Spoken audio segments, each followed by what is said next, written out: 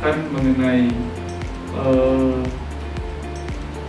masuk ke tangan saya ke Perindo 4, yaitu adalah mengenai bagaimana kira-kira apa yang kira-kira langkah-langkah yang bisa dibuat oleh Perindo 4 dalam memasuki tahapan new normal ini. Kira-kira setelah terjadinya penutupan tersebut, pastinya kan ada dampak yang terkena kepada Perindo 4 dan juga kepada masyarakat karena logistik tersebut putus.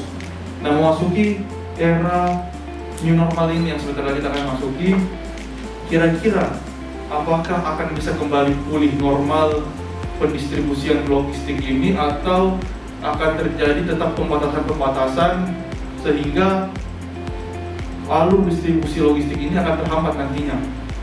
Karena sempat beberapa masyarakat bertanya bahwa karena adanya penutupan tersebut, maka dari itu banyaknya pensuplaian logistik yang terhambat, tertunda. Sekarang sudah berjalan penumpang yang ikut transportasi laut.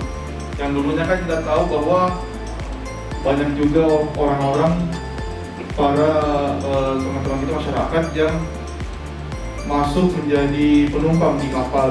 Nah, apakah sekarang mereka sudah berjalan seperti normal atau bagaimana? Dan bila mana mereka datang dari tempat lain ke tempat lain, apakah hanya dites secara suhu saja atau kira-kira apakah ada langkah-langkah seperti pengetesan rapid atau pencegahan-pencegahan yang lain?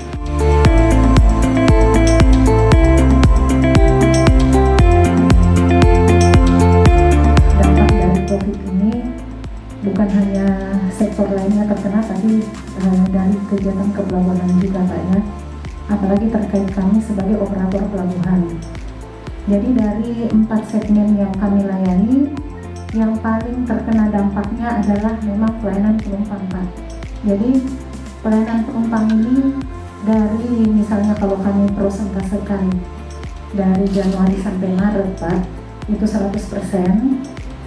Ini dampak yang terasa ini bulan April Pak. Jadi prosentasenya itu ini berkisar sekitar 16% dari pelayanan penumpang.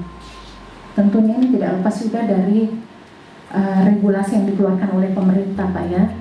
Apalagi untuk Makassar kemarin terjadi case beberapa ABK dari Kapalan Belu yang terkena kurang lebih kalau tidak salah 90 ya, 8 ya. Kalau tidak salah sekitar itu.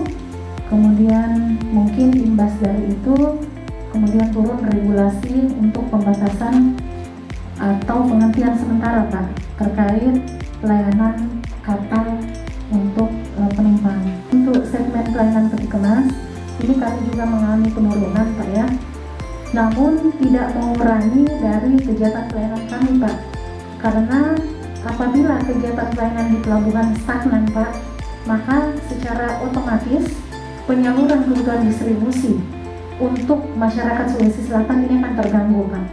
Jadi sebagaimana yang tadi Bapak lihat bahwa untuk pelayanan operasional, terutama untuk lini depan ini kami tidak ada pembatasan terkait program dari WFH Pak. Kami tetap bekerja 24 jam Pak ya. Ya, jadi petugas operasional kami juga kami tetap berlakukan Pak seperti anjuran pemerintah atau aturan bahwa protokoler untuk kegiatan operasional tetap taat kepada protokoler COVID Pak. Itu.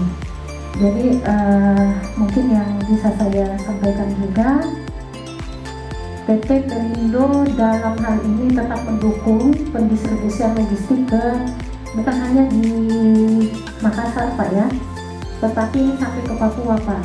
Kebijakan yang kami keluarkan dari direksi kami yaitu pertama ya Pak ya, tadinya untuk penumpukan peti kemas yang transshipment ini tadinya secara ini kami cuma beri 7 hari, tapi karena COVID kami menambah menjadi 14 hari Pak. Yang transshipment peti kemas dari Surabaya yang akan ke wilayah Papua, Maluku dan Papua. Kemudian itu yang pertama. Yang kedua untuk peti kemas reguler atau domestik ini masa penumpukannya juga kami tambah Pak Andre. Jadi seperti itulah bentuk dukungan kami Pak. Istilahnya kami memberikan relaksasi terhadap perusahaan shipping lain. Putusan ini bahwa kapal penumpang dapat beroperasi dengan syarat-syarat tentunya menjalankan protokoler COVID. Misalnya pada saat pembelian tiket sebelumnya itu calon penumpang sudah harus memiliki hasil rapid test dan di aturannya itu berlaku 3 hari.